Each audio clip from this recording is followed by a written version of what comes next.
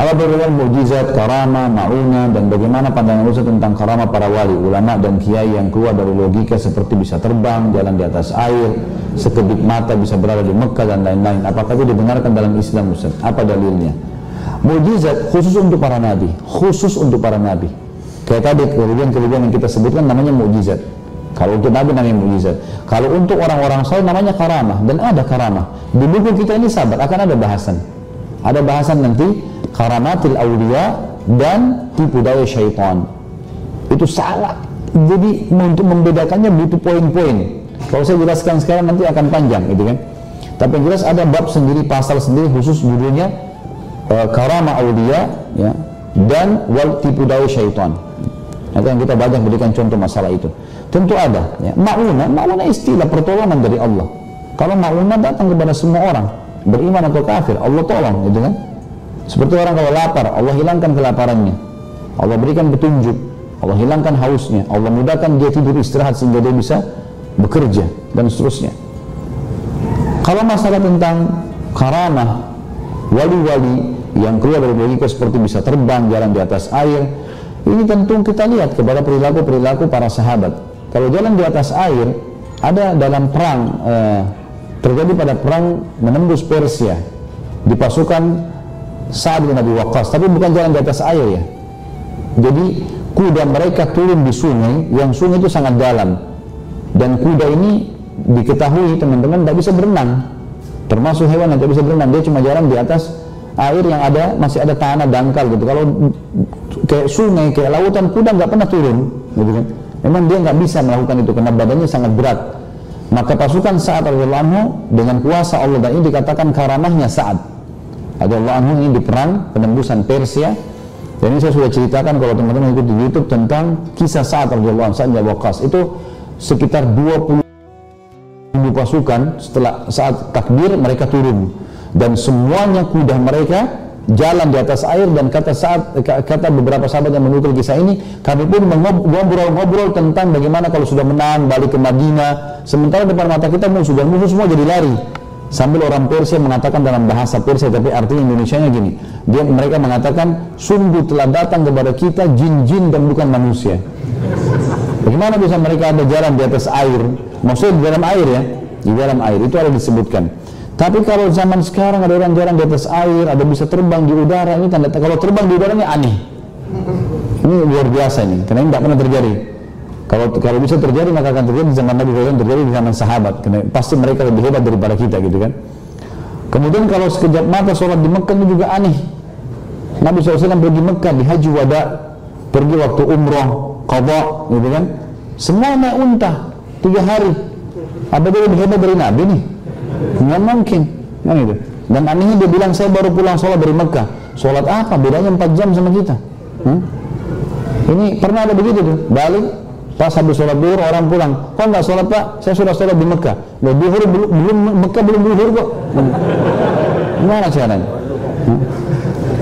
Nanti kita akan bahas ini, insya Allah bahasan sendiri, ya. Kalau masalah dajjal juga akan banyak sekali jadinya kita akan sebutkan, insya Allah. Apakah mukjizat Rasulullah SAW yang berupa informasi itu sama dengan ramalan? Beda. Kalau mukjizat tidak bisa dikatakan ramalan, ya. Ramalan itu bisa benar, bisa salah. Mukjizat pasti benar, nggak ada keraguan. Makanya ramal itu tidak dibolehkan kan dalam Islam. Menjadi peramal atau mendengarkan ramalan tidak ada. Tebak tangan saya, tebak mata saya, tebak ini tidak ada dalam Islam. Nah, ini beda sekali, itu beda. Karena beberapa informasi didapatkan adalah informasi yang dalam bentuk mimpi. Semua mimpi kalau Nabi-Nabi adalah mukjizat, informasi dari Allah itu.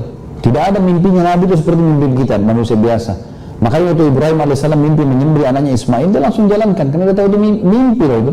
Makanya Allah mengatakan, qad saddaqtar ru'ya. Hai Ibrahim, kau sudah mempercayai mimpi yang kami berikan.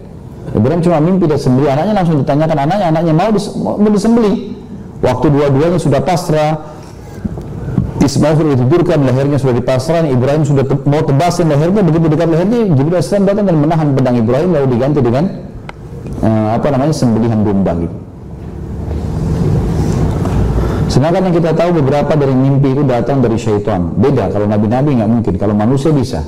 Dan itu ada bab sendiri teman-teman sekalian, ya. Apakah kita boleh mempercayai mimpi kita? Tentu ada dua macam mimpi. Ibnu Sirin menyebutkan, Muhammad bin Sirin, ada namanya ru'ya shadiqah dan namanya hilm. Cukup sampai sini Marwan ya.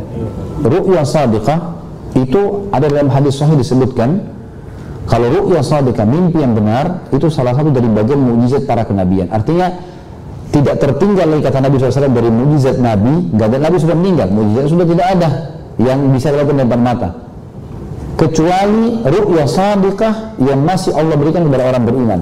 Jadi kalau antum dalam keadaan dekat sekali dengan Allah, nanti kita bahas juga di masalah karamatil awliya.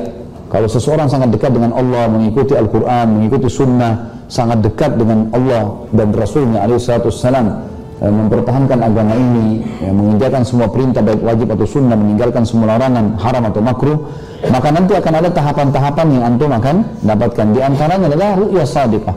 Misal kita mau pergi haji, kita mimpi lihat Ka'bah,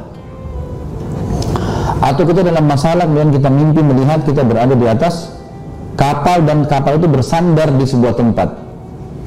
Karena dulu saya pelajari di tingkat 3 kuliah Sunan Nabi Daud rahimahullah, membahas tentang bab ta'wil mimpi, dan semua ta'wil mimpi yang sesuai dengan Al-Quran dan Sunnah itu bisa diistinbat dari Al-Quran dan Sunnah, maka bisa ditakwilkan, tapi penakwilnya harus ahlinya. Seperti misal kasus diambil dari kejadian Nuh alaihissalam selamat di atas kapal, gitu kan?